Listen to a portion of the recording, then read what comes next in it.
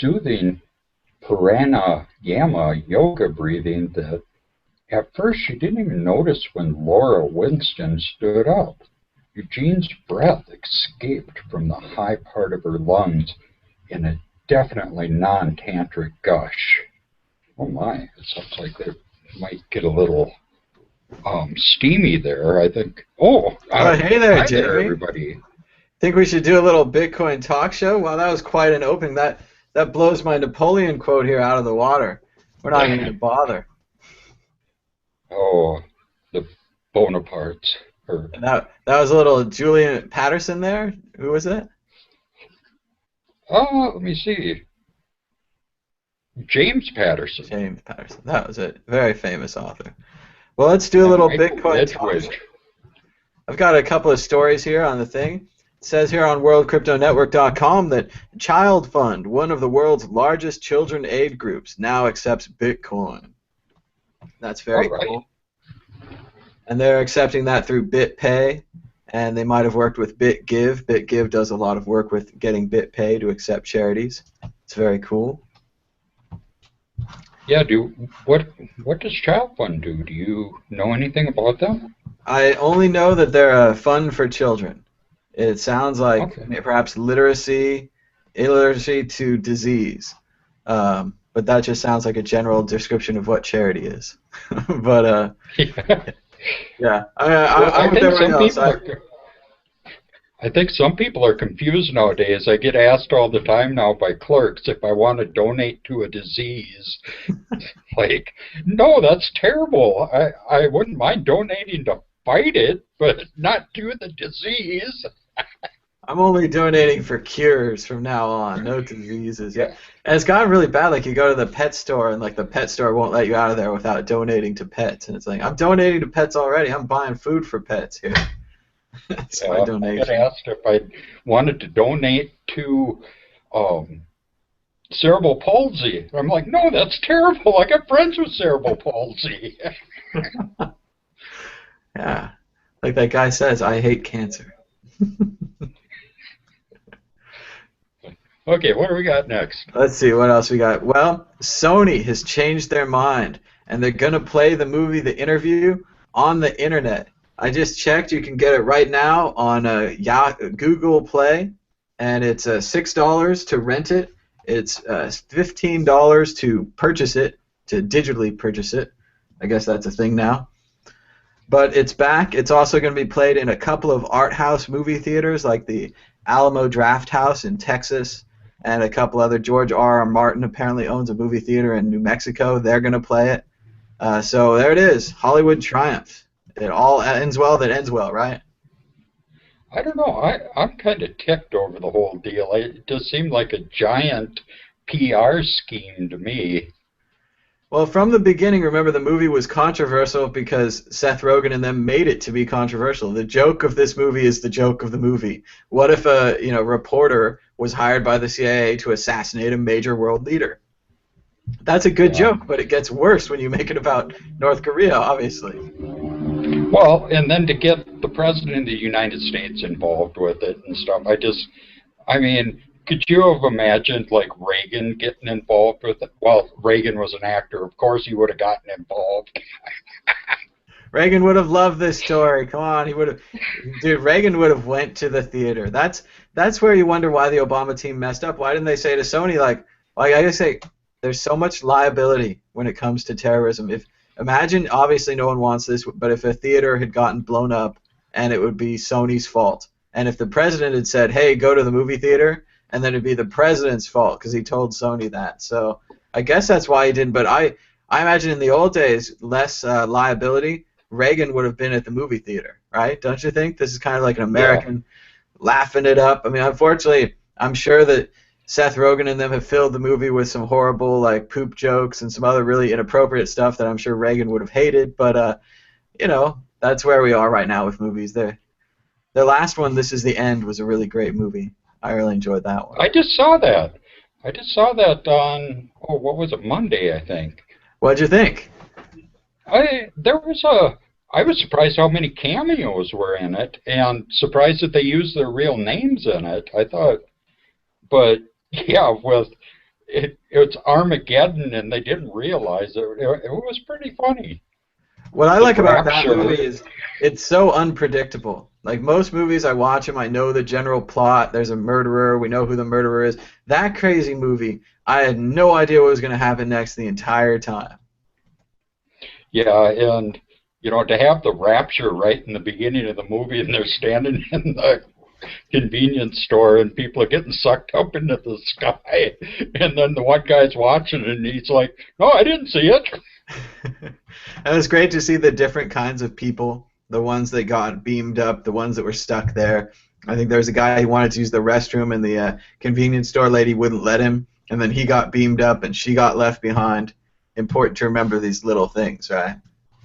Yeah, and I thought it was kind of neat too how the actors played, the really hammed it up in it, like in the Entourage TV show on HBO, how Bob Saget and those guys just really hammed it up and played, just these awful people that, I doubt Bob Saget is really this whoremongering coke addict. He seems like he might be. His stand-up is pretty strong. He's a funny character, that Bob Saget, because the Full House image is so squeaky clean, but then if you listen to his stand-up, he's really dirty. It's great. But yeah, and to have the Harry Potter girl in that movie, this is the end, that was great. And she beats up all those guys. That was another terrible discussion. Just everything gets off the rails, and they start discussing who's going to rape Hermione Granger. It's like, oh, why did you bring that? And it's just, I hate that when something horrible happens, it gets out there, and then you just have to keep talking about it. But yeah, also, did you see the Entourage trailer this week? Entourage is now going to be a movie. So we're talking movies. Oh, I saw that in my feed, but I never clicked on it. It's not a bad little trailer. I don't want to ruin any of the plot, but basically, Vinny is directing a movie. It's a great idea for a movie, right? And they're over budget. It's an action movie. He's the director now. All that kind of drama sounds. I think it's a pretty clever way to bring the TV show to a movie. So. Yeah, I never finished watching the series. I don't remember what happened. Maybe it started to get terrible. I mean, the Entourage show, we all knew it had to go one way eventually with the addiction and the rehab and all that kind of stuff. But the beginning, it's such a lighthearted, fun, boys being boys in Hollywood show, and then it just becomes, dark and kind of dull. But the movie looks like a return to form. So. Oh, well, that's promising. Could be enjoyable. Download it, whatever. See what's going on. We've got some jokes here on Twitter. In the future, all hashtags will be Taco Bell, Bitcoin Bowl, BYOP. And that's, of course, bring your own pizza, because the World Crypto Network is having a Bitcoin Bowl pizza party the day after Christmas, the day after tomorrow. Something like that. But yeah, we'll all be there, 7 o'clock on the East Coast, 4 o'clock on the West Coast, eating pizza. And you can join in just like this, just like Bitcoin Talk Show. You can Skype in. We'll have you in the Google Hangout. We'll have calls. Hopefully people will be here eating pizza, watching the game, talking about the game, getting excited about Bitcoin, doing it. Snorting pop out their nose from laughing, all that good stuff. It's all going to happen. And again, we'll have the regional pizza competition. We'll have a pizza in each area. I'll bet the irony is that I'll order a Domino's and you'll order a Domino's, and someone else will get a Papa Murphy's and they'll also get a Papa Murphy's. There is no difference, is there, anymore? But we'll see how it goes. Hopefully somebody has a pizza made out of rice or something. So. Yeah. I still got a Little Caesars here that I use quite frequently. Nobody's burned that one down yet, so I hope they don't. I can get a pizza there for $9, and it feeds both me and my wife. So nice. It's not bad. Yeah, Little Caesars is good. They actually moved across the street over here, and then a Domino's came in and took their space. So it's pretty funny. Now there's 2 pizza places instead of 1. So America. We got down by the university on the main drag there.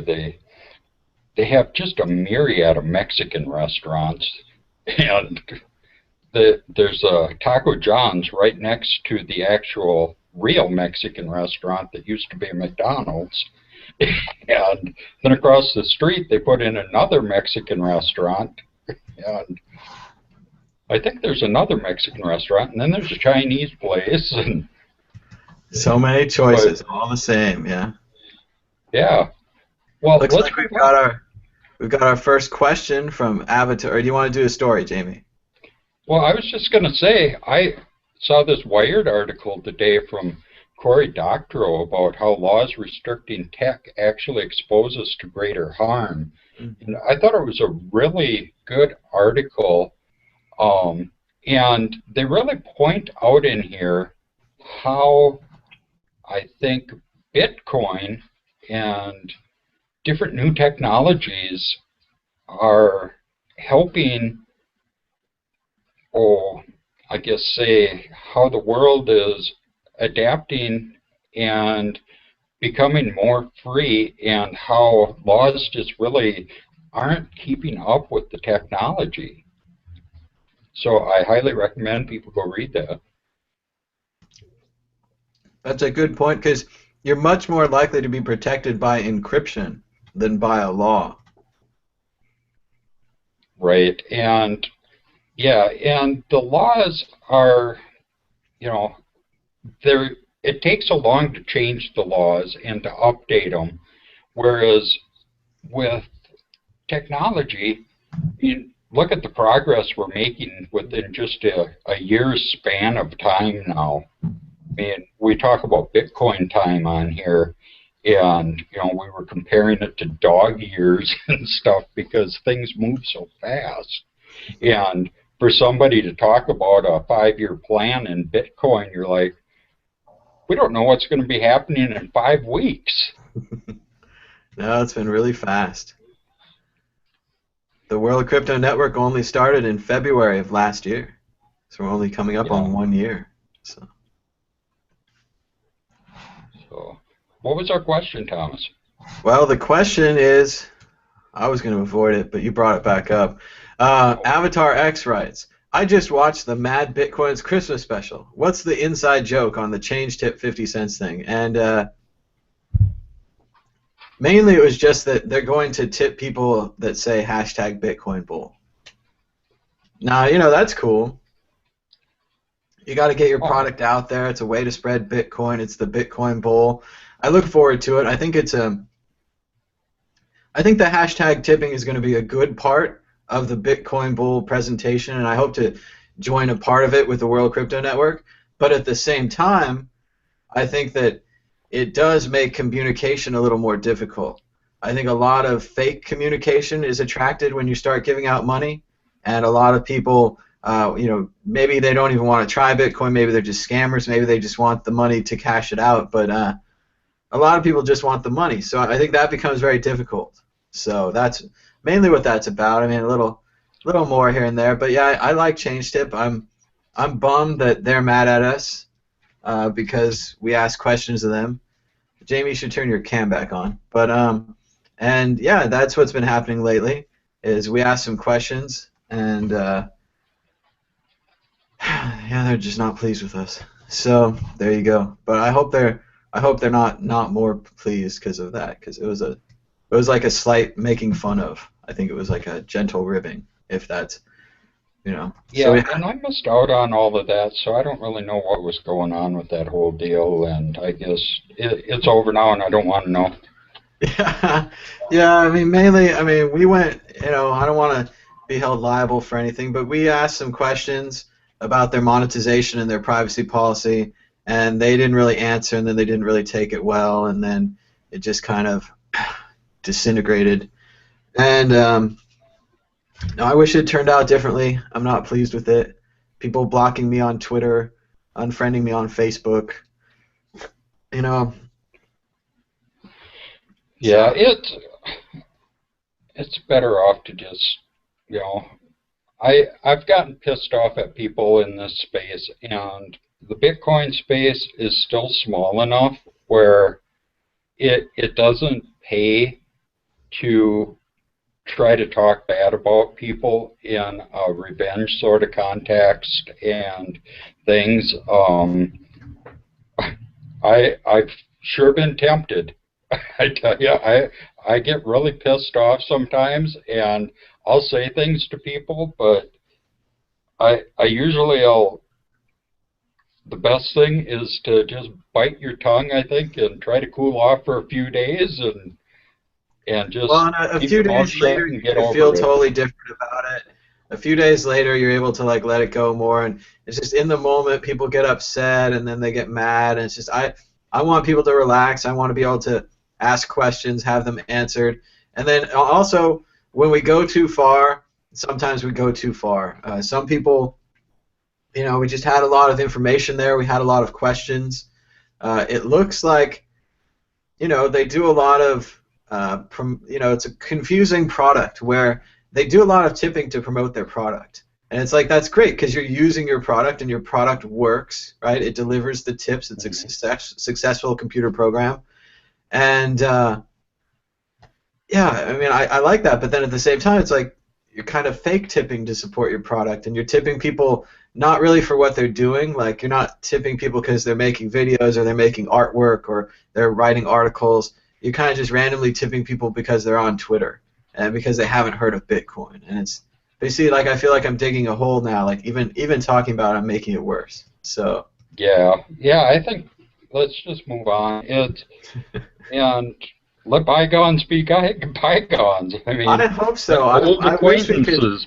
I wish we could get back to like peace and no fear, but no, we're just getting the fear this Christmas. So moving on, I saw Russell Brand was on the Max Kaiser show. Actually, they were just hanging out kind of casually, talking at a rapid speed. Max Kaiser was doing his overexcited acting thing, and Russell Brand was hanging out on his couch with his brick wall nearby. Did have him on there.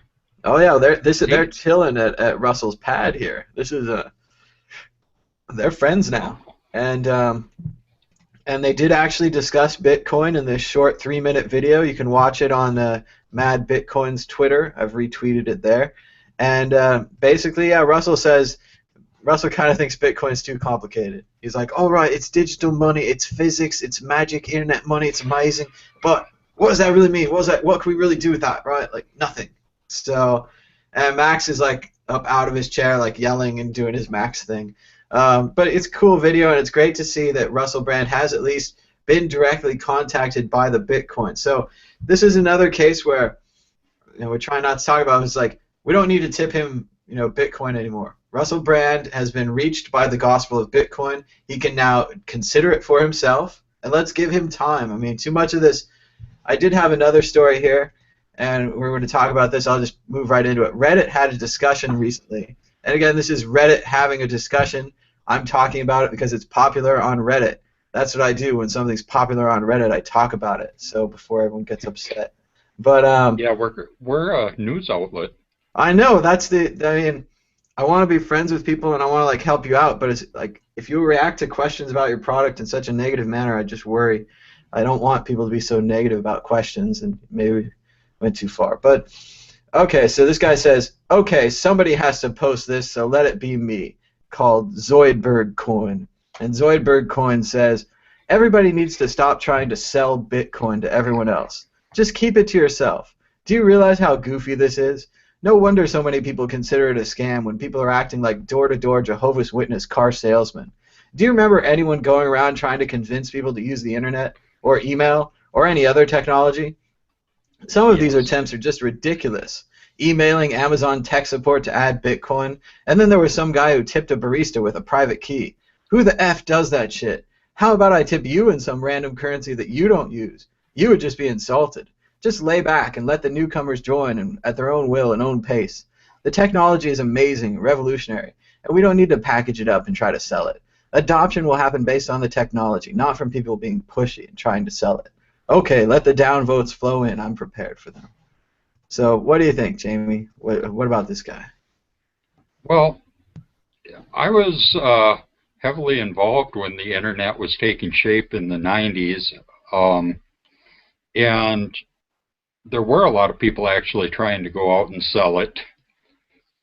So I think that's a bad example, but I do understand where he's coming from because it does get annoying if somebody's not interested in something. It doesn't really help to pester them about it because the best way to get somebody to take your ideas into consideration isn't to be an asshole to them and to pester them. If somebody's a pestery prick, you don't want to be around them. And I mean, there's plenty of information out there about Bitcoin. If people want to know more, they can ask about it. If they've never heard about it, sure, go ahead and talk to them about it. But you don't need to just keep hounding on them over and over again. I mean, I see this happen a lot on discussion boards and different things, and on Facebook. People, there's a lot of trolls out there that just like to get under people's skin too, but if it's on your own Facebook page or whatever, go ahead, but I wouldn't be going on other people's pages. Yeah, I got James Bain from Hong Kong. Hey guys! Hey James. Happy holidays! Merry Christmas, James. Merry Christmas to you too, guys. So we had a special Christmas Gawu here. A couple thousand people showed up, so it was quite a big crowd. It hasn't been this way since the movement ended last month, but apparently it's going to continue on for the next couple nights. So with the holidays approaching, this should pick up over the next few days here. Excellent. Merry Christmas. Was this just because of the holiday shopping, you think, James, why people came out, or? Right, so it's a public holiday, so people have the day off. So everyone's really taken this opportunity to come back together and show that everyone's still strong and that the movement's still going. So it's lasted all night. It's broken up now because people are tired. It's Christmas tomorrow, but it's 4:30 in the morning. It's been going on since 6, 7 p.m. all day, all night, and we'll resume tomorrow.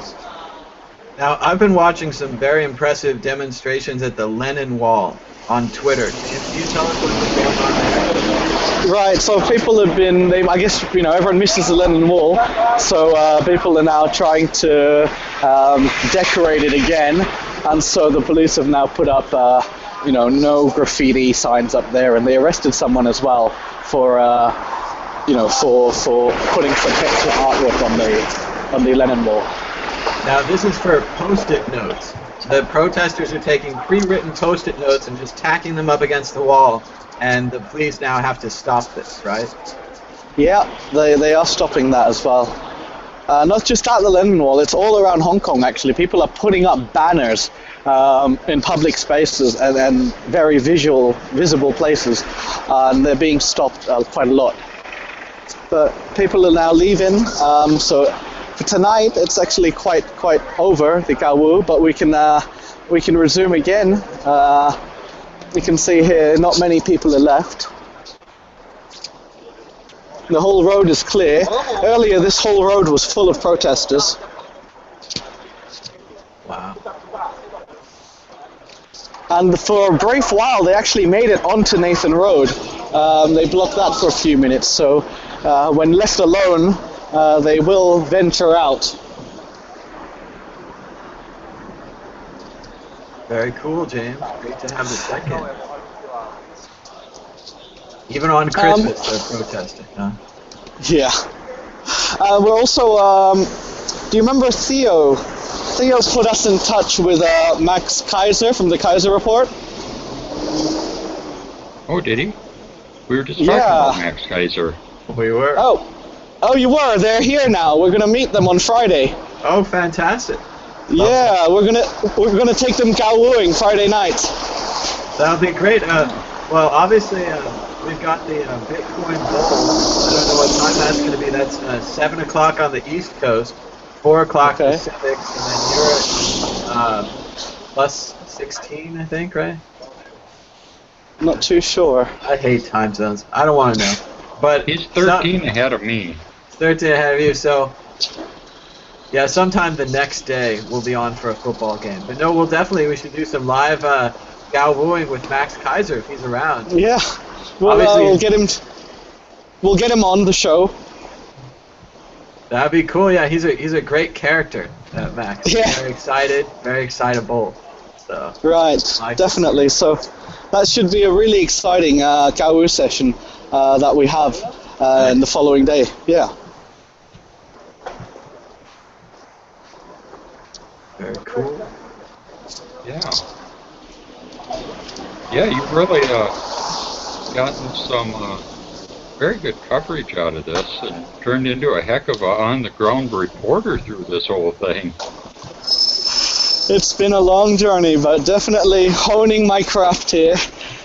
You know, it's quite popular. The locals love to watch it. Awesome. Amazing.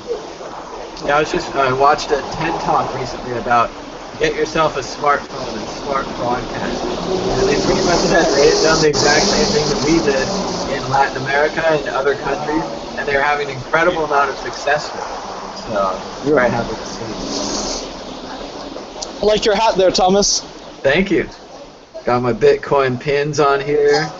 The anonymous pin there. I don't know. Different pins. Very cool. Let's see. Do we have any questions and answers for James? No, questions are kind of slow today. We've got 12 viewers right now. So James, do you have any thoughts on Bitcoin? Any kind of Bitcoin things going on there in Hong Kong? Oh, you caught me off guard there. We're doing more outreach. We're working with the local Hong Kong Bitcoin Association to do more outreach programs to the regular people who want to learn more about Bitcoin. So that's happening here in Hong Kong, and it's going to increase more and more. We're going to do more community outreaching. So definitely Bitcoin should pick up next year here in Hong Kong. And obviously everyone has a smartphone there. You have lots of internet. You know, Bitcoin could take off there just as well as anywhere else, right? Right, but what we see now is that all these Hong Kong Bitcoin conferences, it's just the same guys over and over again, same industry people. It's not attracting some new blood. So over the last two Bitcoin sort of get-togethers that I've seen here in Hong Kong, it seems to be that we're not growing, we're kind of preaching to the choir. So that's why we're thinking of more outreach programs to attract more people into the community. Yeah, it's starting to get the same way here. A lot of the same people, a lot of the same places. And wow, we've traveled all across the country to hang out with each other again. But that is part of the movement, is being part of that community and being able to talk about your company with other people who are doing the same thing. Right, and it turns out there's a lot of Bitcoin companies set up here in Hong Kong, surprisingly, that are reaching out to international customer bases. So we'll definitely be able to get some of those founders onto the show, get some interviews there. Got some interesting guests lined up as well over the next couple of weeks. Sounds very cool. You could do a show from your apartment even days. Yeah. You wouldn't have to be out in the street every time. Right.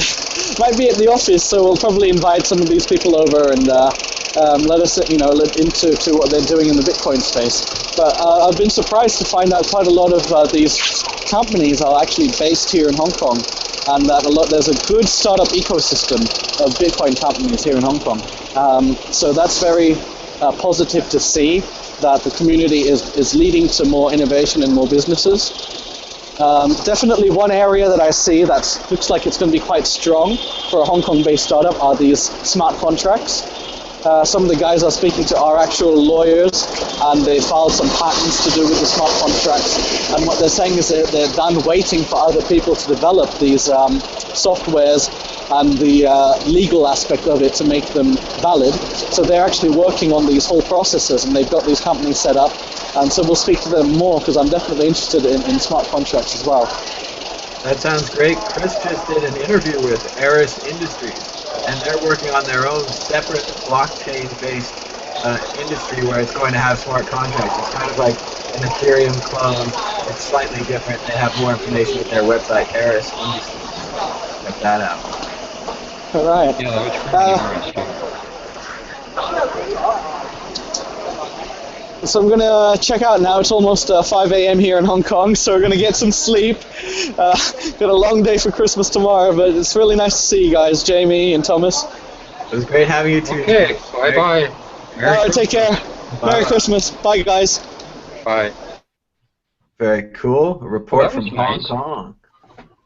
And that's what I hope Nice the to see James. exactly. It was great, and great to hear that they're still protesting, even if it's just going shopping and having the yellow umbrellas.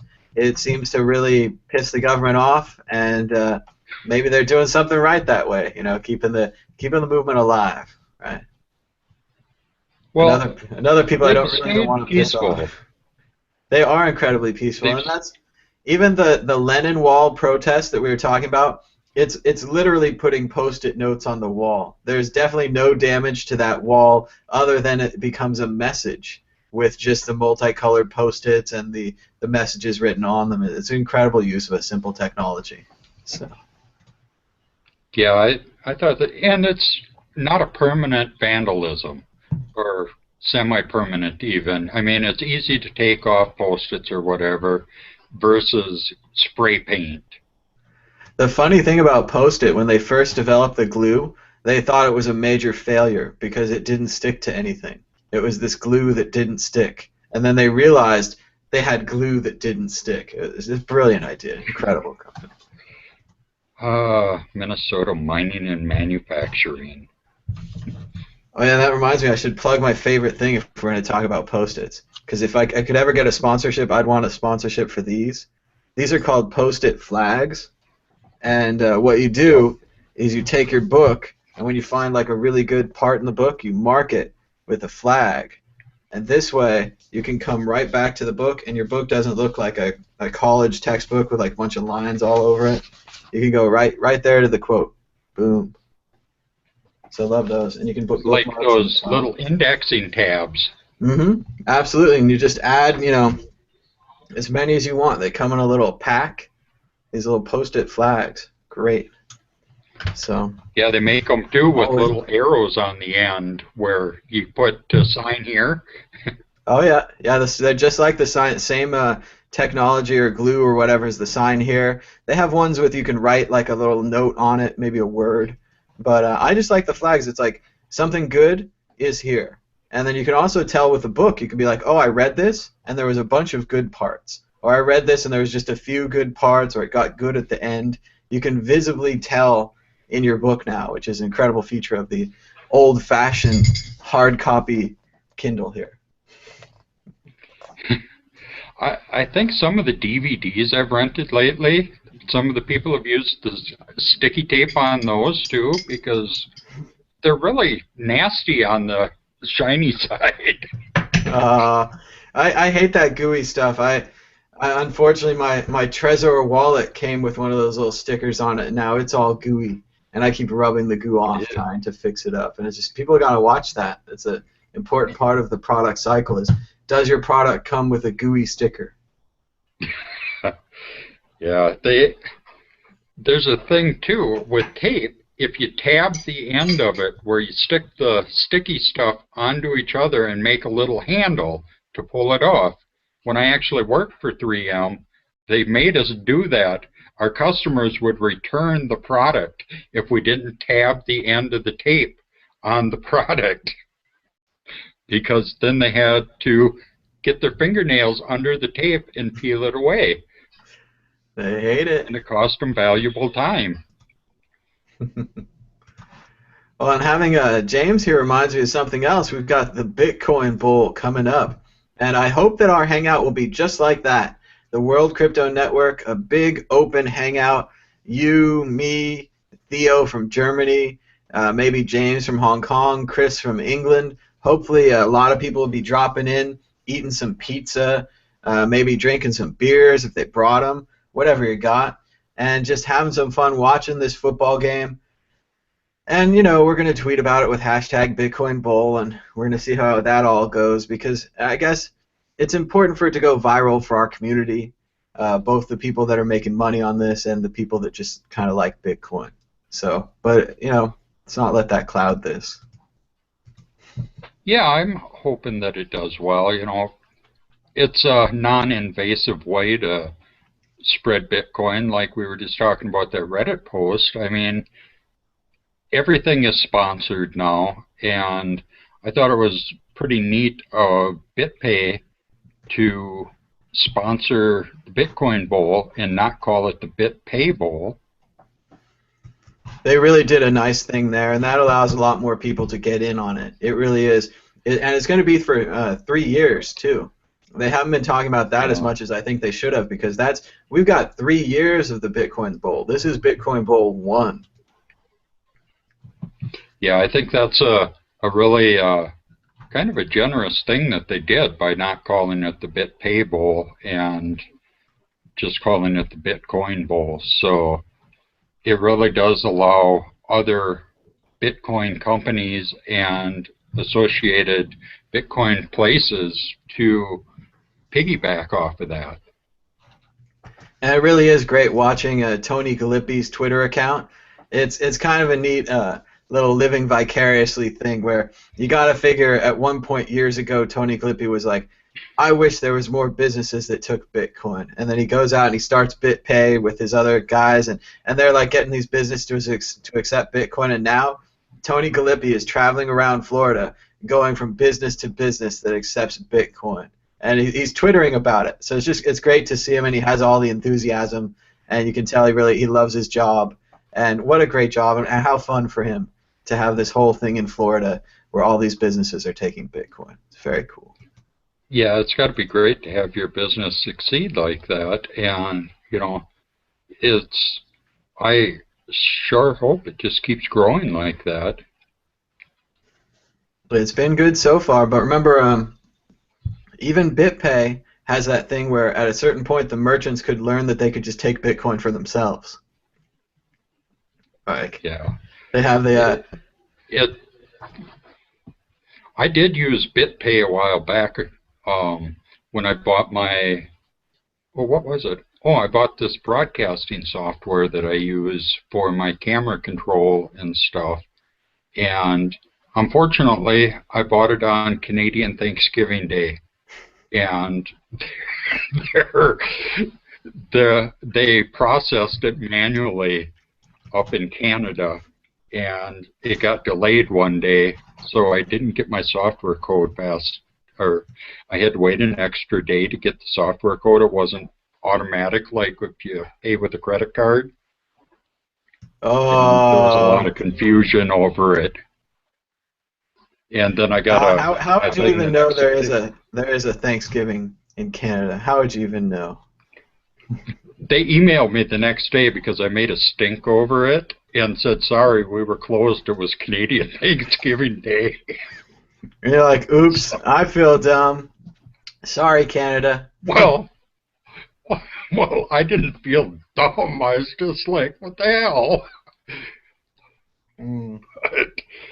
It just was kind of a funny anecdote now, I thought, because Canadian Thanksgiving Day, it'll stop your Bitcoin business, damn it. Well, it just sounds like it's not as automated as their credit card system. We've got an question from Avatar X, who writes, you can gently clean the glue residue with acetone if you really must, but I don't know what acetone is. So I do have some... hairspray works well. I have some Goo Gone. Goo Gone smells like oranges. Actually, I have some oranges right here, but they don't do anything for cleaning. But yeah, Goo Gone. The orange peels do. If you squirt the juice out of the peelings, that'll take the goo away. I think I got my treasure around here, but I don't know exactly where it is. I don't want to look for it during the show. Everyone's excited at the Tom looking at his desk show. Yeah, the orange peels, the orange side of it, if you squeeze the juice out of that or squirt that, that stuff that really burns when you get it in your eye, that'll take the magic marker off of things, and we'll get rid of goo too. But we used to use hairspray all the time to take magic marker off of sheet metal. Yeah, there's hairspray. There's one thing I just don't seem to have around much anymore. I can't imagine why. It's because it's not the 80s anymore. In the 80s, there was more Hairspray. I read this on Twitter. Did you read this, Jamie? Pharrell made only Yeah. $2,700 in songwriter royalties from 43 million plays of the song Happy on Pandora. It's another case where the existing system is failing artists. 43 million plays, and Spotify didn't monetize that for him at all. Atrocious. Yeah, that's never been a good system for songwriter payback, I guess. It's just most of the money went to the record companies, and it would be just like 3 cents a song people would get back when it was still hard records. And that was before they even really focused on monetizing concerts and stuff, because concerts used to be to promote the album, and now it's turned around. At least merchandising and concerts are the main bulk of artists' revenue, whereas before it was the record company was like, we'll put money into the concert and stuff. Don't worry about that. You know, we just want to get you out there and make sure the fans see you in person so they know you're real. So they'll buy the CD, and then they buy the CD, and the record company's like, oh, you had 12 songs on there? Well, here's 3 cents each song, and we'll take the rest. And well, so, and concerts yeah, used to just be a band on a stage. Now a concert's a whole traveling light show and a whole sound show that travels. It's amazing. Well, back in, it was probably the late 80s and stuff, they started combining the bands together, and they were doing the arena tours where, you know, they had the Monsters of Rock and all of that stuff. I think one of the first big combo concerts I went to was Iron Maiden, Anthrax, and I think there was another band there too, but that was up at the Target Center in Minneapolis, and it was really weird because I thought that was going to be something that was going to leave me deaf, and I had a hard time hearing the bands. I don't know if they had some sort of ordinance for sound there or what. But that's strange. Were you on an upper deck, or were you very close to it at all? I was probably just a little above eye level from them. But nice. But yeah, the outdoor concerts and stuff were kind of cool that I went and saw, like Ozfest and things like that. It's been a while, but I got to see the Pink Floyd The Wall, or Roger Waters do The Wall at the San Francisco Giants baseball park, and it was pretty great to see that entire stage in the outfield and all the visual things they tied into it, and of course the music was great, the songs were right on, so it was really cool to see. Well, that would be cool. Yeah, we were just talking to James in Hong Kong. I got another friend in Hong Kong that met Roger Waters over there, and when was it? Last year, I think it was. Yeah, he was on a great tour there. It seemed for a really long time you could see The Wall, and it was a great, you know, obviously not like seeing it in the old days, but seeing it as best you can now. So, got another story here. Let's see, it says that Tony Galippi says the Bitcoin story made it into the front page of the Tampa Bay Times. And another interesting thing about this picture, look how long that newspaper is. This has 1, 2, 3 folds. This is a huge newspaper. And at the very bottom it says they're chomping at the Bitcoin. And it's this article that I think I have up here, one of these tabs. Did not guess correctly. Did not guess correctly. Again. Yeah, somewhere around here it is. The Tampa Bay Times. And look, this alligator attraction now takes Bitcoin. So look at that. Oh no, that guy's kissing an alligator. What a thing to do. And I'm sure he paid good Bitcoin to do it. And of course they're promoting the St. Petersburg Bowl in the Tampa Bay newspaper here. There's more little alligators that you can play with. And they've got the BitPay Bitcoin accepted here sticker. Very cool, BitPay. Yes, those are the size of alligators that you got to warn people not to flush down the toilet. Everything ends up like the Teenage Mutant Ninja Turtles. I saw a great GIF on Reddit recently. It was, remember the 90s. The Ninja Turtles were on Oprah. And it was a great shot of like Ninja Turtles on Oprah, and then of course it had the text below it, and it said, "Do you ever wish that April, the girl who hangs out with the Ninja Turtles, do you ever wish that April was a turtle?" And then of course the turtles made an inappropriate like interspecies mating joke, and like the GIF showed like a picture of these kids in the audience, and they were just like mortified at what the turtles were talking about, but are only in the 90s. I also saw this story that Andreas Antonopoulos, his book is out, Mastering Bitcoin. You can buy it now on Amazon.com. I ordered a copy. It hasn't come yet. And also it says that Andreas will be speaking January 27th in San Francisco. And I was all excited. I was like, I could go to that. But then I looked at it, and it's a fancy O'Reilly conference. So if you have like a bunch of money, maybe you could go see Andreas speak. Maybe he'll speak at a meetup. Maybe I'll see him around. But it would be great to see him again, get the book signed, and see how he's doing. So maybe he'll swing by your house.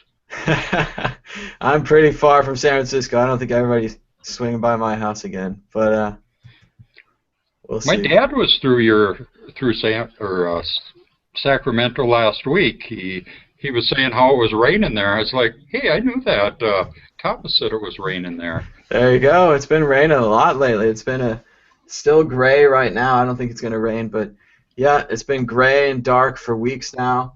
No swimming in the pool. Just hanging out. California.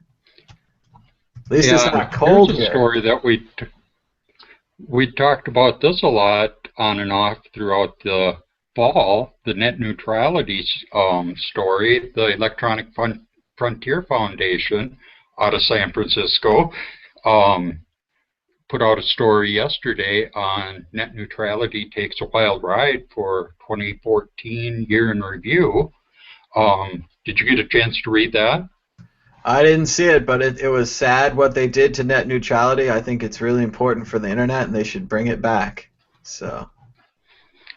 Well, they brought up a few other things in there about, I think the main deal is whether the FCC is going to become control of the internet or not with net neutrality. And whether they're going to defend the internet from the evil corporations who are going to try to create fast lanes and slow lanes. Well, I think the FCC is more of a threat to the internet than corporations, because if we got to start acting like it's primetime television on the internet where everything is censored to be on public, like it is for public television, it'll make for a pretty sucky internet. It's starting to get there already. The old internet, the wild, wild west, is very much disappearing, and it has become a much more controlled internet than what we used to see. Well, I think a lot of that right now is the see something, say something mentality of a lot of people. I've been seeing that a lot, where there's a lot of people now that are afraid to say things on the internet because they just don't want other people to tell the authorities about it or whatever, whether it's right or wrong. Yeah, it's been rough. A lot of stuff on the internet. So I think freedom of speech has really went in the crapper. People are afraid to say what's on their mind now. You're free to say what you want, but other people can react to it, and they're free to react to it. So it's really not that free. I would button your lips a lot more if I were you out there. I would shut the hell up. That's what I would say. I don't think there's I'm not exactly seeing a lot of rewards for the whole like saying what you think or discussing your ideas in public. I'm seeing a lot less rewards for that than there used to be. That could be a problem that we could That's true. solve though, with Bitcoin. We could say, hey, we see people that are like kind of risking their asses asking these stupid questions for us and then getting their asses handed to them. Maybe we could help those people out. But we'll see how that goes. We've got a tweet here from Westside Trey. Trey the Third says, Mad Bitcoins, don't forget, Andreas was named the most influential person in Bitcoin for 2014 by CoinDesk. So very cool. Congratulations to Andreas. Most influential. I think he also won a couple awards. Are you still on a CoinDesk free diet? The Mad Bitcoin Show has not been reporting on CoinDesk. I think I had to do a story recently on a Bitcoin group because they actually had original reporting. But generally my plan is I see a CoinDesk story, I search for the similar story, and I see who published it first. And if somebody published it first, I'm going to go with them, generally. So if CoinDesk is first, CoinDesk is first. So we've got Sumitra is live on Twitter. I don't know how to say your name, Sumitra. Maybe you should come on the air sometime and I'll say your name right. But I don't know. He's in India. Maybe he doesn't have. Biohazard? Yeah, that's like his Twitter name, but like it says his like real name is Soumitra.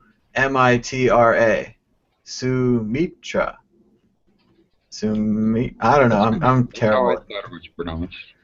I might be doing it right now, but I'm terrible at names and things. It's pretty well known. But he's on Twitter. He's saying thank you to a guy who says thank you to people who respond to his tweets. Now my dog is barking. Well, you respond to your dog, too. And he thanks you. Yeah, he's outside barking it up.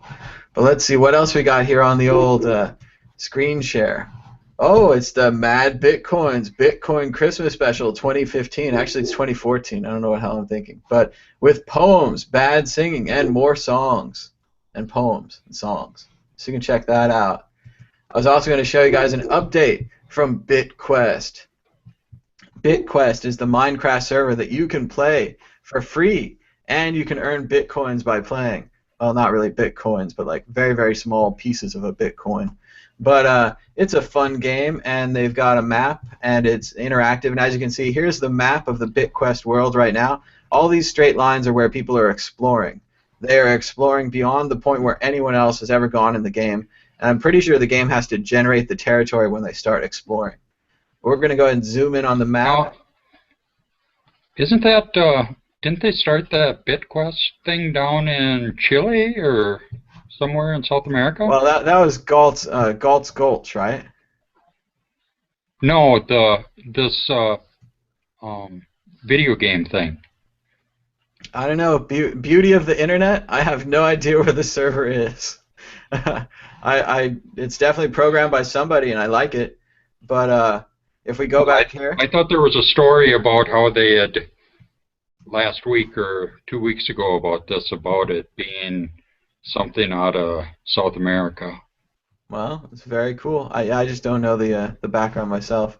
But here's the town, and it's got a little shops where you can buy things. It's got a bank where you can store your money or convert it to Bitcoin, and it's got a church over here and a coliseum. Oh, it looks like someone's building We got snowbanks here. Yeah? Real snow, huh? This looks like a skyscraper that somebody's building here. That's pretty impressive. And then if we zoom out here, we can see the World Crypto Network. This is my station over here. I've built a huge thing in the sky, like little landing pads you can walk around, and a staircase up to the top of the game here, as far as it would let me go. And I've started a huge waterfall down on this thing, so I'm going to flood all my neighbors out.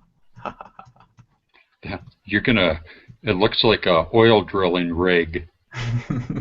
Yeah, I've got these giant staircases coming up here, and this Aztec-type pyramid down here where we've developed our power. You can see WCN, some like little branding I put in there. My chessboard that I build out of water.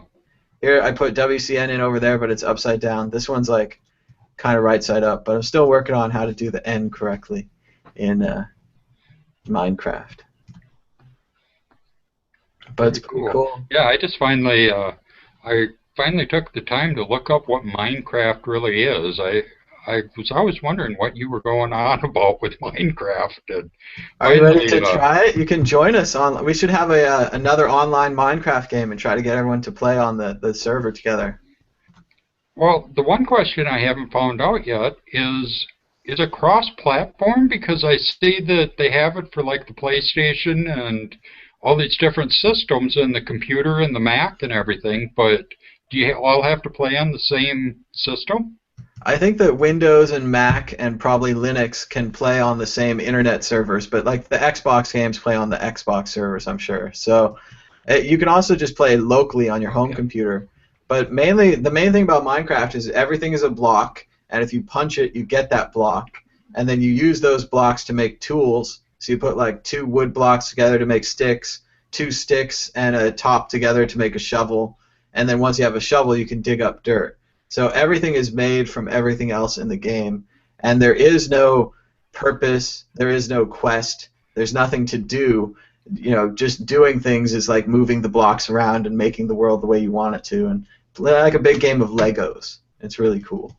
Yeah, I saw the evolution video of it from how they started off where it was just some blocks, and then they kept adding things, and then they had like ghosts and stuff they started adding to it. So, and then they started adding like quests or something to it. Yeah, they've got someone now that's going to make a whole game inside of the game.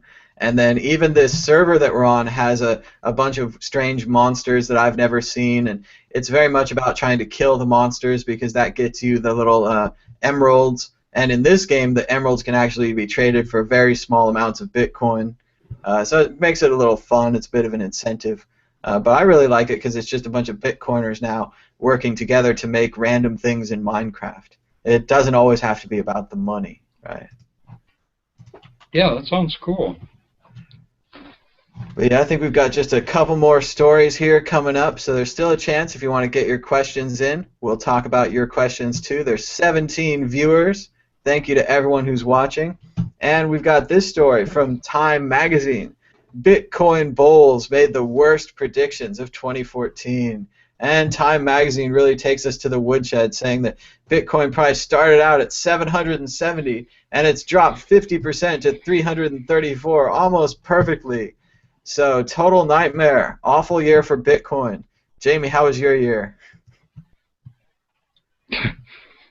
About the same as that, but I don't know.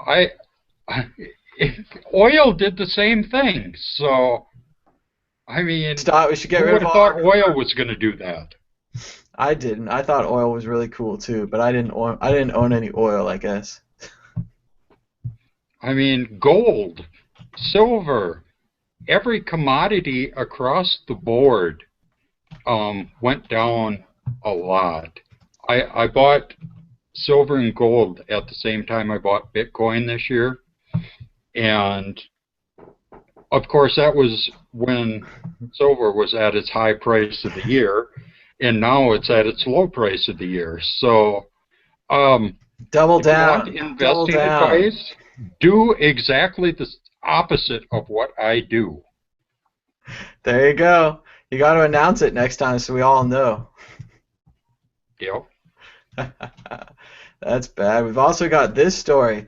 Can Bitcoin survive 2015? From AOL.com. Do you remember AOL?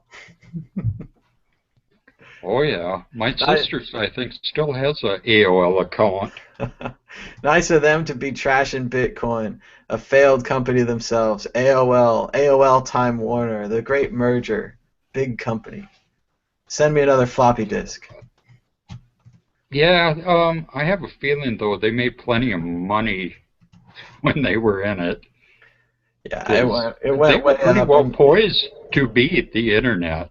It could have been, and that's the thing, is that if you see something like AOL, a large centralized organization trying to take down something decentralized like the internet, I don't know, I used to bag on AOL all the time. I guess I didn't do it on YouTube, but that's because there wasn't a YouTube.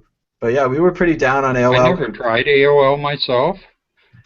There were times where people needed that to get on the internet. You'd use your 30 free hours and you'd cancel it and you'd get another credit card. You'd use your next 90 free hours and cancel it, get on the internet again.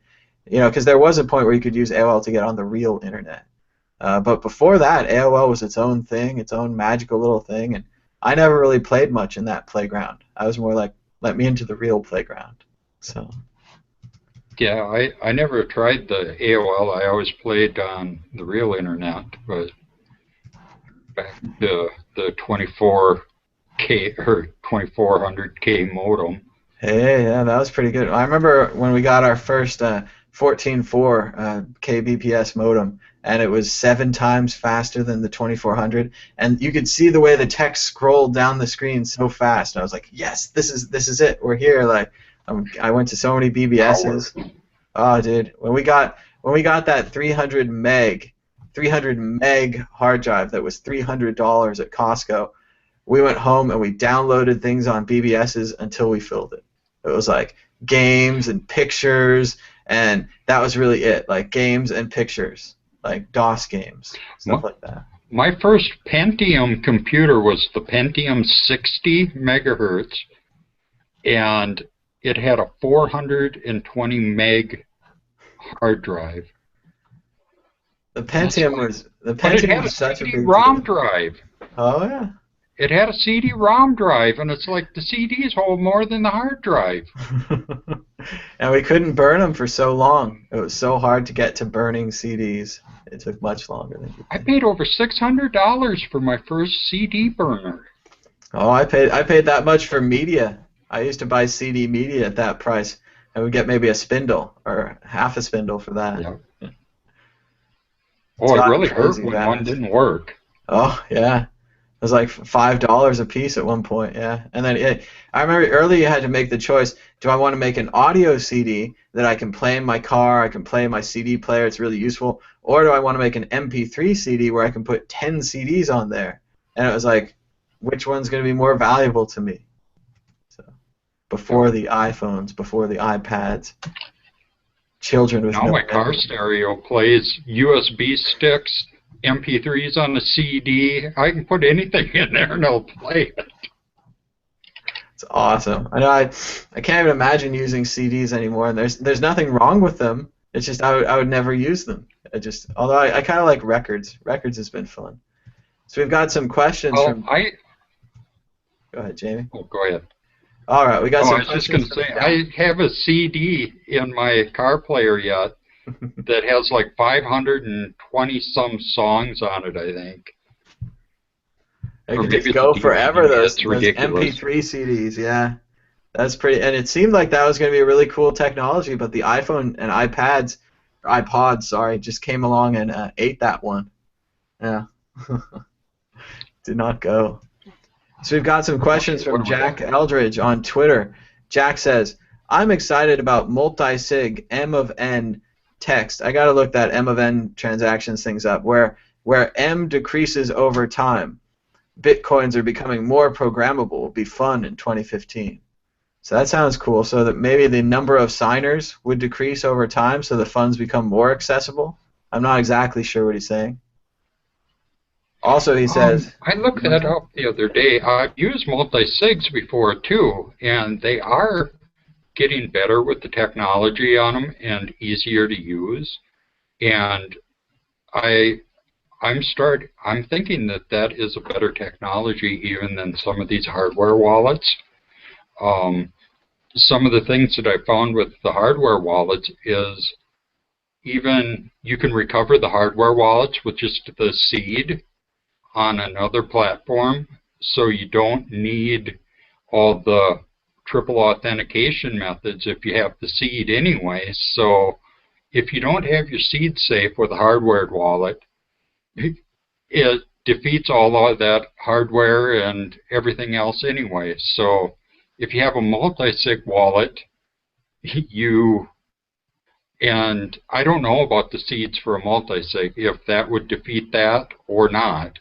The interesting thing about the hardware wallet is I think the main feature is that it can sign transactions off the blockchain. So there's some way where you can send money out of it without ending the usefulness of the hard wallet. So like a paper wallet, if I take my money out, it takes all my money out, and the paper wallet's over. It's like a one-time wallet. Whereas I think those hardware wallets are more like a many one-time wallets. So instead of having the blockchain app on my phone and carrying that around, I would carry around a hardware wallet, stick it into somebody's computer, stick it into my smartphone or something maybe in the future, and then I would send just a little bit of money. But it is pretty complicated. There are a lot of different types of wallets out there.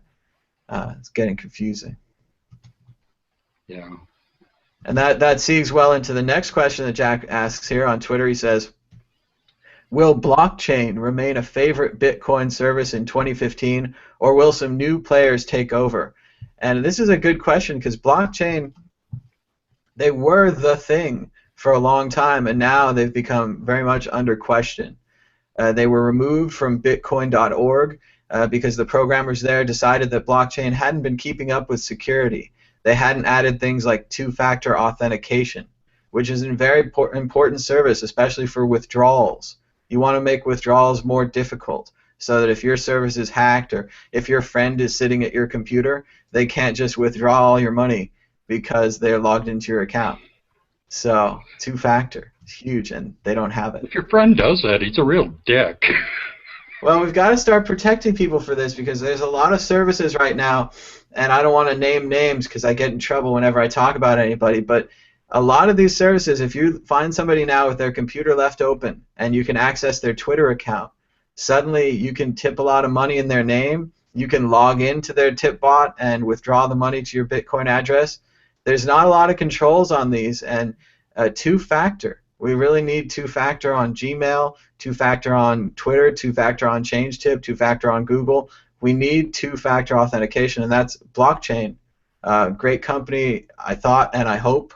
And I hope that they'll get two-factor. I hope they'll come back. I hope they'll fix the security problem. They did get $30 million in funding, but that doesn't always mean great success. You have to hire great people. You have to have a great team. You have to have goals. You have to understand what you're doing and why you're doing.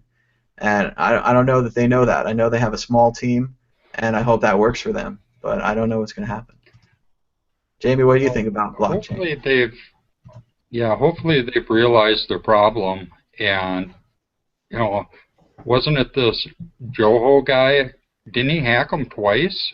And I mean, come on, fool me once, fool me twice.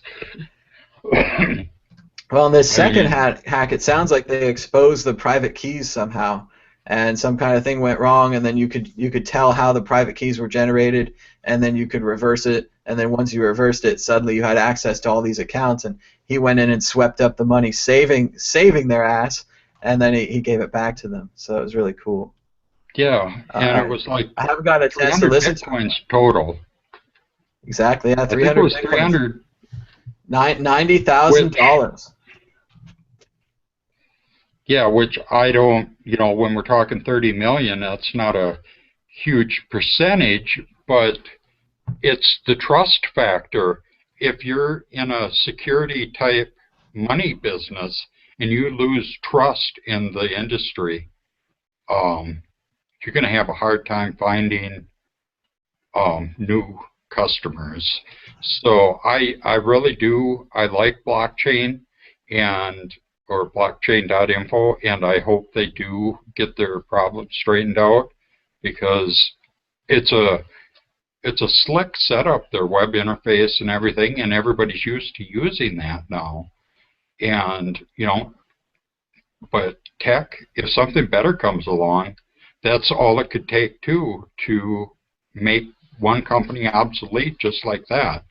And remember that blockchain has an interesting user data model that I think other companies could study and learn from, but at the same time, it might be like Betamax, where this technology is better, but it doesn't win. Blockchain doesn't keep your private keys. Blockchain cannot access your account if you lose your username and password. I don't know the exact details, but blockchain, you put your key in, it keeps it locally, you decrypt it locally, you have the local copies of this. They can't decrypt it. they need your copy of the key to do that. So it's very different than another company where if Coinbase has been all over the Reddits today, Coinbase has been shutting down people's accounts again for transferring money to Satoshi Dice or other gambling type websites. Someone said they got busted for buying cannabis seeds. They actually said they didn't buy anything. So that one is just they got busted for sending Bitcoin to a random address. So everyone needs to be very careful with Coinbase now. They are definitely checking where you're sending Bitcoin. And if you have a centralized service like Coinbase, they can check all of your accounts. They own all of your private keys, whereas blockchain.info, they can't check. They don't own them. So that is an advantage that they have, and I hope they do turn it around next year. Well, that kind of leads right into that. All right, what do you got there, Jamie? Bitcoin's financial network is doomed. Doomed. And actually, I just saw that the date on this was a little bit older, and I thought this is from December 16th from the Washington Post. This was an interesting article. This was the Treasury Department's view of Bitcoin. They basically say Bitcoin is doomed because the Treasury Department can strong-arm them. and the Treasury Department has the muscle to put sanctions on all these other countries and stifle those currencies so they can do the same damn thing to Bitcoin. So screw you, Bitcoin. We got guns. We've met the enemy, and the enemy is us. Basically, they're like, be afraid because we're bad. And it was a bizarre article, and I read it, and I was like, well, that's not why Bitcoin is doomed. That's why Bitcoin will thrive for all the reasons you just listed in your argument. That is why we need Bitcoin, because you're thugs. And I've seen a lot of articles arguing the opposite, saying that Bitcoin can't be killed now, that Bitcoin's gotten too big to where, yes, it would take the Treasury Department, it would take the U.S. government, or it would take the Chinese government, and those are the only two players really big enough to kill Bitcoin right now. And if they did, there'd be a huge public outcry, much like if you tried to kill the internet today, much like if you tried to kill even just Twitter. They turned off Twitter in Turkey or Iran, and they had riots, they had outrage, people were upset, interfering with our ability to communicate. Think what it's going to be like when they interfere with our ability to send money, which is really what we're talking about with Bitcoin. Well, and it would be really stupid to take out Bitcoin because everybody could just move to Litecoin the next day or move to a different blockchain. Sure, a lot of people would be out a lot of money because there's still that $5.5 trillion market cap that people have invested into it, but it would just cement the libertarian philosophies behind Bitcoin, I think. So I think it would really shoot them in the foot, and this article really demonstrates, I think, that mindset of somebody working for the Treasury Department, because this guy does work for the Treasury Department, and he's saying those things, you know, oh, we'll just squash you like a bug. We messed with the oil prices, and we messed with all of this other stuff. We'll squash Bitcoin too. It's incredible, and especially when you hear things like that story about the Goldman Sachs regulators and how they never regulated Goldman Sachs, and they thought of them more as a client, and they had to be deferential to Goldman Sachs, and that story went nowhere. That story went out on a Friday. This American Life released it on a Friday at the end of the week, killing it, and it got killed, and now no one knows about it. So it's just another footnote. But yeah, the banks are definitely they do like to crush things. And it's interesting from a regulatory perspective. I talked to a guy who worked in bank regulation, and he wants to get into Bitcoin now, so he's cool.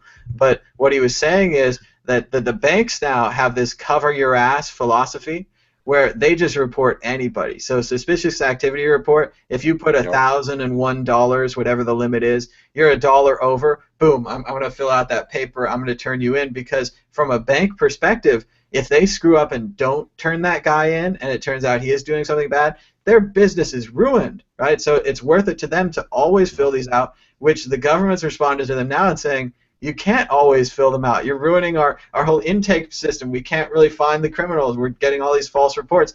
So now it's this impasse where no one can do it right.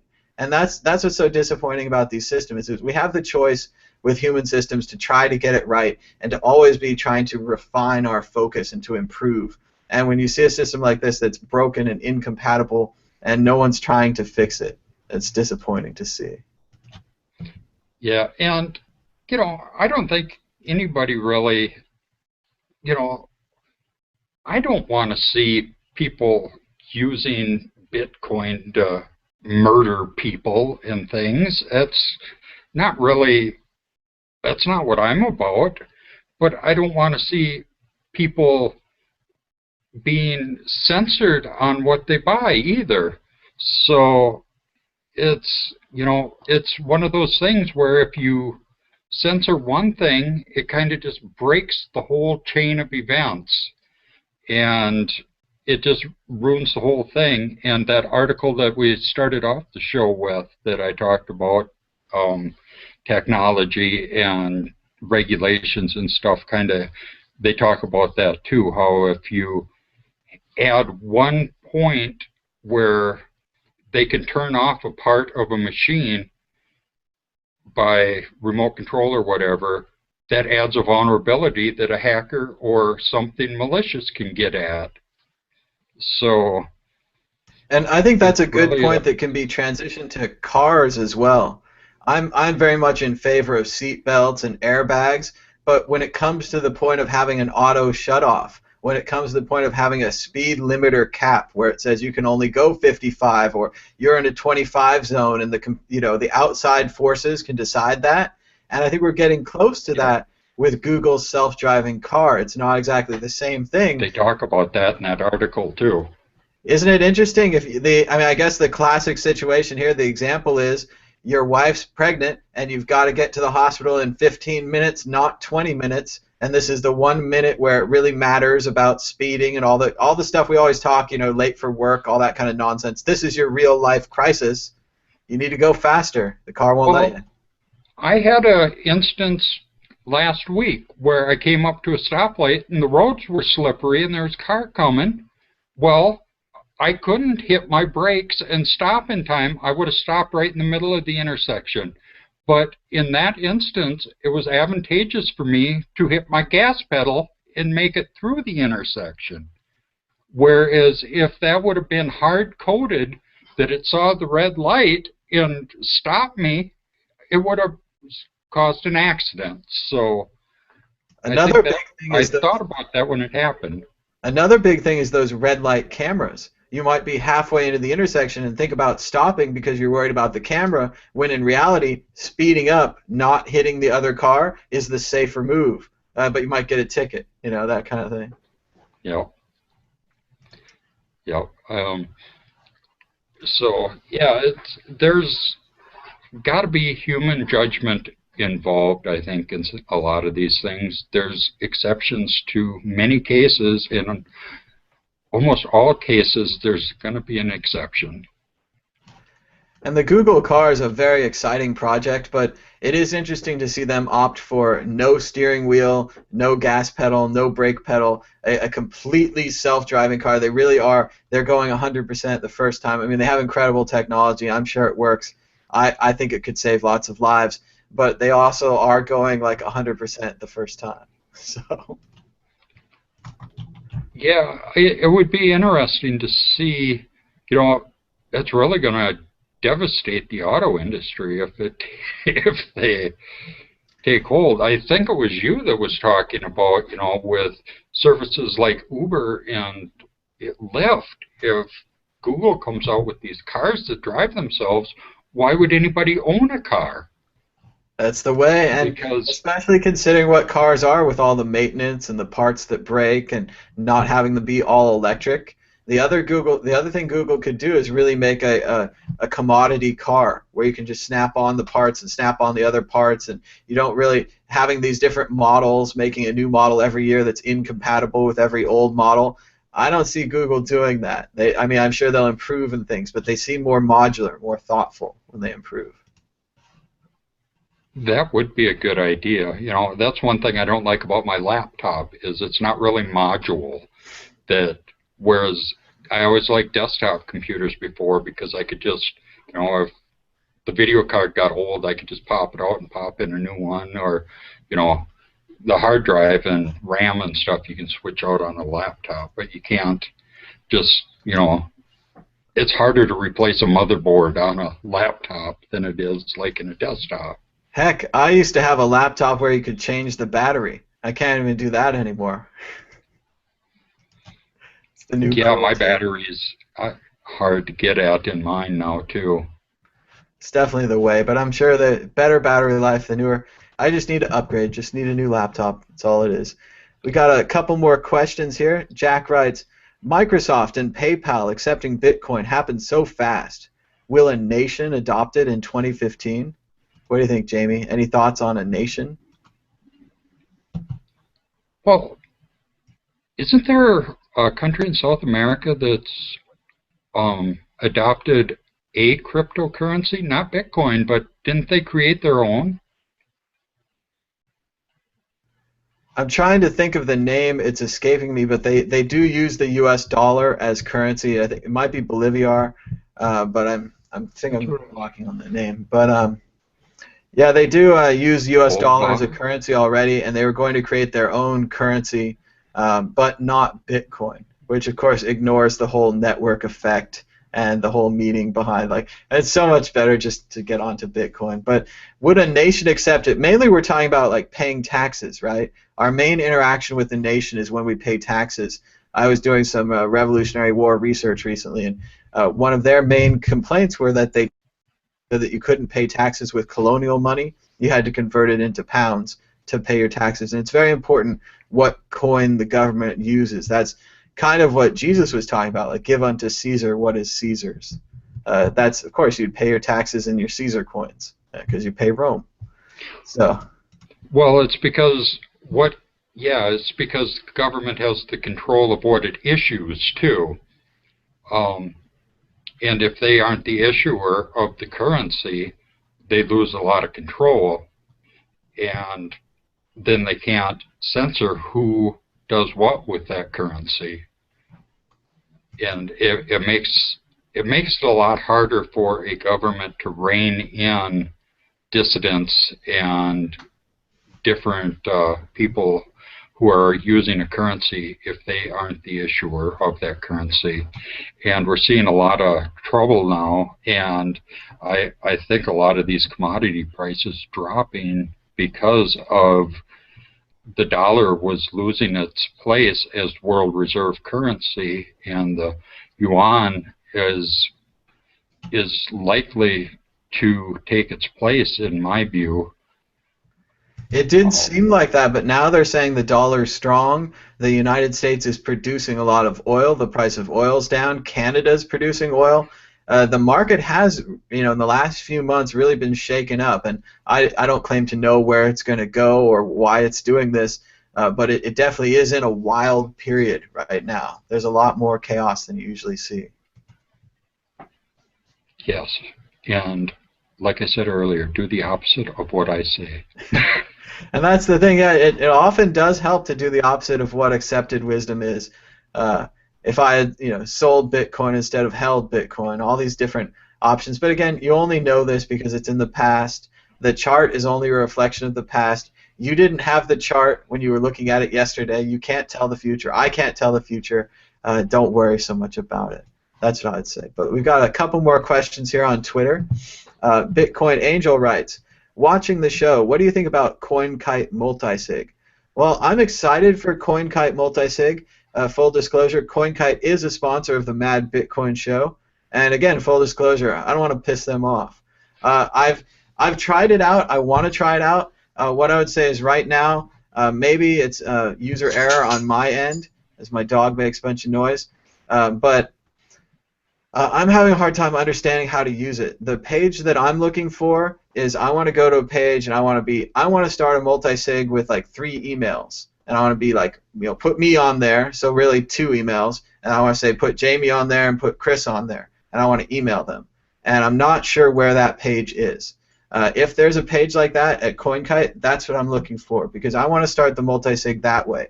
It seems to me there's more like a page that gives me all the keys, and maybe it doesn't work on how to distribute them, and then I have to create like encrypted instant message channels with my friends to send them the secret key because I'm in charge of sending out the secret, and there's a lot of confusion there. I'm not sure what the right way to do that is.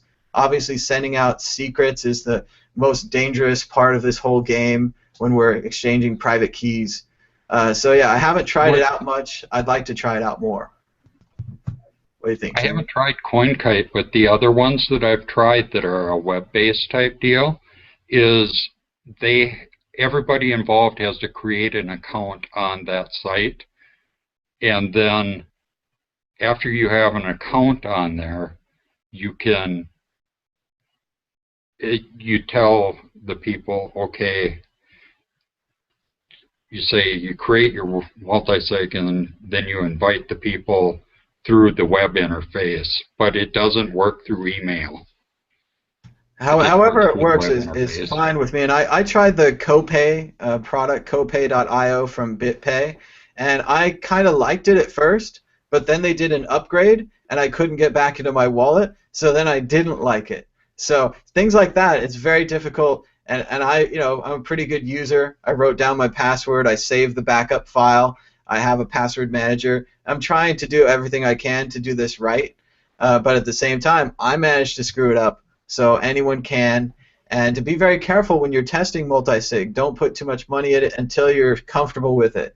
Once you're comfortable, you've got your logins, you got your thing, and again, they could even change something. Like I don't want to blame Copay because I don't know for sure that it wasn't just user error on my fault, and we did get the funds out. The other 2 guys who had the keys got it out, but it can be hard with this multi-sig if you lose a key, if you screw it up.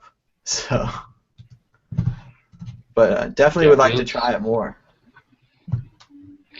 Yeah, if you're going to try something like that, make sure you're, you can send, 10 cents to it. It doesn't, the amount isn't significant to test it. So again, I just need to do more work on this myself, but CoinKite is writing in. They say they do have that page that I'm talking about where you can email people the keys. So expect later for me to be emailing some people and trying out some keys. Maybe not today. It's kind of a holiday. But in a couple days, I definitely would like to get this going and try this out. Because basically, CoinKite is a web page, so it's a web-based wallet. So obviously, take that with a grain of salt. It is what it is. It seems like a very useful web-based wallet with the multi-key, multi-signature wallet built in, and it has a lot of other merchant functions. I'm pretty sure this is how Bitcoin Not Bombs keeps saying how many donations they're getting, and that's something that I might seek to add here. It sends out a little tweet every time someone sends you a couple bits, and I like that. I think that's through CoinKite, because like they say in their Mad Bitcoins advertisement that I've read a couple times, that they do have an API for developers, and I think that's how they connect it to Twitter and some of these other services. So sounds cool. CoinKite.com. And they do sponsor the Mad Bitcoin Show, so totally open on that. Let's see what else we got. I'll have to try that one out.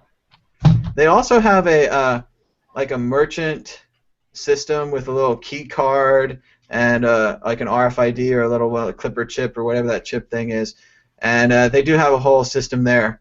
And again, I'm just not very familiar with this. I should be more familiar, but totally into checking it out. We've got a question from Tony. Tony writes, the bank blocked his card again today for using a VPN. He had to go without them for 2-way passes. He said that would cost a lot of money. So that was that system we were talking about earlier that basically like two-factor authentication, but not just for a web page like Gmail when you log in, but for when the bank calls you on the phone. Because full disclosure, I'm a sucker. I totally got phished the other day. Somebody had my phone number. They called up. They said they were Chase Bank, and I assumed they were. And they asked you all the little questions. What's your mother's last name? What's your three or four your social, last four digits of your social security number? Blah blah blah. Early in the morning, all the signs were there. They were going off in my brain. This is not them, but I gave them the information anyway. So even the best people can fall to this, and that's why I was thinking more like they're asking me for that information. I need to ask them for something. And if I had an app on my phone like the Google Authenticator app that's generating these random codes, it could even generate a picture and a code like Apple 407. Maybe that would be simpler for people. There's a question, can people handle this? But then when the bank called, I would say, okay, I would check my code generating device, and they would say, it's code Apple 507. And I would be like, correct, you are from the bank. Now we can talk. That would be a good solution, I think. I think Google Authenticator is actually a good product. I use it. I have pages of them on there, and I mean, the hardest thing is finding the one that I'm using at that particular time because there's so many of them. It is nice to see how many sites. Because it puts them in the order it puts them in the order that you signed up. I don't know if there's a different way to sort them or not. I haven't looked. Not really yet. They don't really have folders. Again, Google probably doesn't know how many people are really using this app or how they actually use it. They're probably like, oh, you got a couple of Gmail accounts, you put those in there. But when you're a Bitcoiner, you got your Gmail, you got your Coinbase, maybe a BitPay, a little Cryptsy, BTCE, all these different exchanges, wallet websites. They all take two-factor authentication, and that's great because that means they're keeping you safe. So it's very important to have two-factor authentication. And basically... Yeah, and if you don't have a smartphone or don't have smartphone service and you got to take a phone call to get an authentication code from them every time, it's really annoying for your significant other at 2 a.m. to be getting phone calls from a robot telling you what your code is. My wife was just pissed at me when I kept getting phone calls from Cryptsy at 3 a.m. Well, they can also, a lot of the systems have text messages as well. They can send you the code in text, and most of the time that's good. Some of the time that's not good. I have Google Voice, and so all of my texts are then linked into Google Voice, and then they're linked into my email, and if you take over my email, you take over my Google Voice, you take over my text messages, and people might not think about that, but yeah, everything is linked together, and a lot of the times it's linked together with your Gmail. So you really got to have two-factor authentication on there, and then of course long-term, if we're talking about real security, we've got to start moving away from Gmail, but that's more of like a next year project. We're not going to start that this week. But yeah, we are going to be talking hopefully a lot more next year about anonymity, identity, different accounts on the internet. Can you be anonymous with Bitcoin? We're going to talk about security, like paper wallets, how to move your money from a hot wallet like Coinbase or ChangeTip to a cold wallet that's paper, that's offline, generated by a Piper paper wallet printer or Tails Linux, and a little complicated process there. I did a video about it. And that kind of thing, because yeah, you can have secure Bitcoin. You might be able to have anonymous Bitcoin or pseudo-anonymous Bitcoin. We'll walk you through the steps. It's very difficult.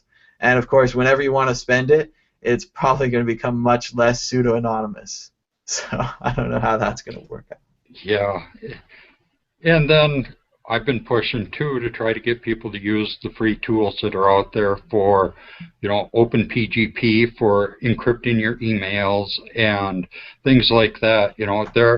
There are a lot of tools that are available out there that are open source that people can use to try and take back some of their privacy on the internet. And it's just a matter of using them, and if I send somebody an encrypted email and they're don't know how to unencrypt it, it doesn't do them much good. But if we kind of, all start using these things together, it's pretty solid encryption. And if we're using 4096-bit encryption, it's going to be pretty hard for somebody to find out that I sent Thomas an email saying, hey, what time is tomorrow's show? Or And that's the thing, is you just need to create more data that's encrypted, and it helps everyone. And yeah, I want to focus on that too. I started this project back in like 2003, 2002. I was all, let's get into security, let's get into encryption. I did some help files. I tried to explain to all my friends, you have to communicate with me now through these processes.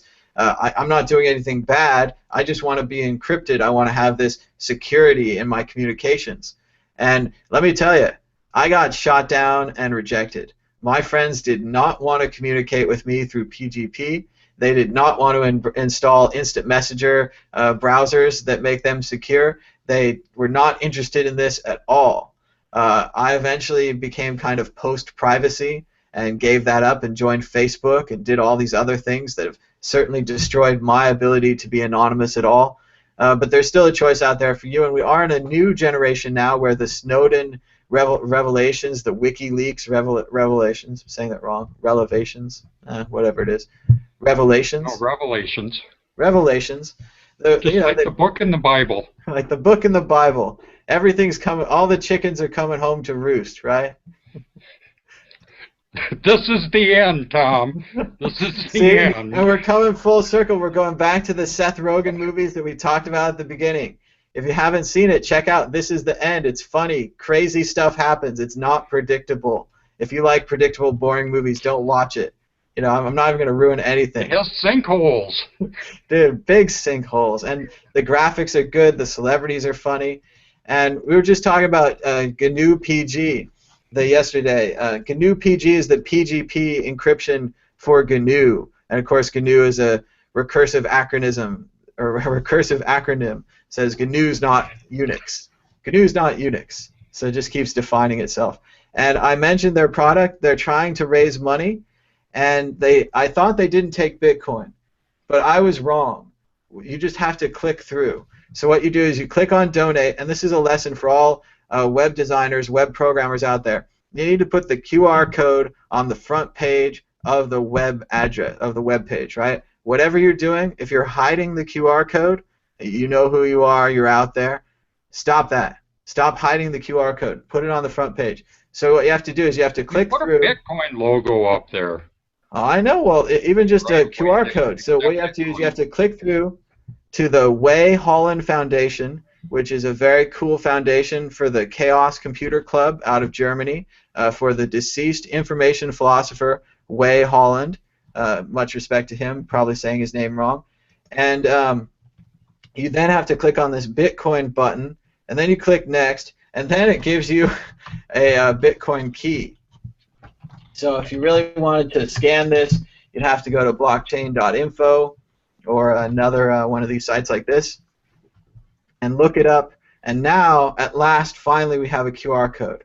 So web developers. Well, that's an HD address. That's why they don't have a QR code. Is that why? I don't know. It looks like they got one right here, man. So here's what they need to do. Yeah, Take but this did image you see? and put this image on GNU that address. PG. Did you see how few transactions there were to it? It still had $700. I mean, it's not that bad. Oh, is there? Yeah, $700. Oh, I okay. mean, there's I some. thought it was a fresh address. No, it's. I mean, and this is the other thing. Remember, all these accounts are now linked to this. All these people have donated to GNU PG, which we totally recommend and we suggest is a good idea.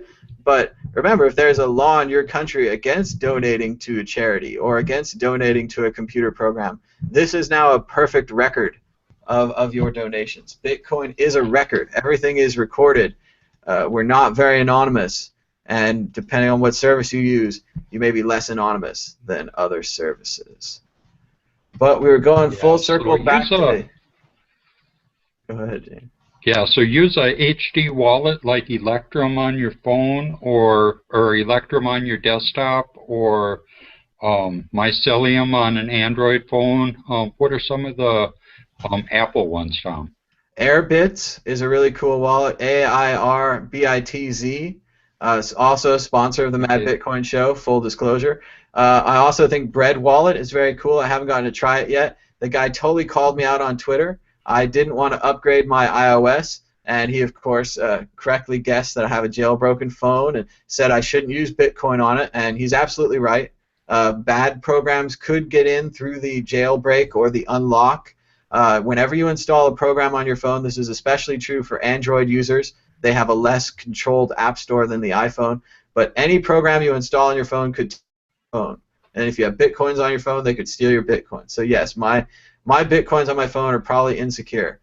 Bread Wallet guy is right, but Bread Wallet's supposed to be really easy. It's an HD wallet for new users. You just have to have the new version of iOS, which is probably good for your security anyway, having the new version. It's just tough when they screw up the new versions. I've heard bad things about iOS 8. I'm not in a hurry to upgrade to it. I'm mixed on Yosemite, the new operating system for Mac. It had a very big visual change that I didn't like at first, and now I've grown used to. I ignore it. What I really hate though is my laptop doesn't come back from synchronization from sleep that well anymore.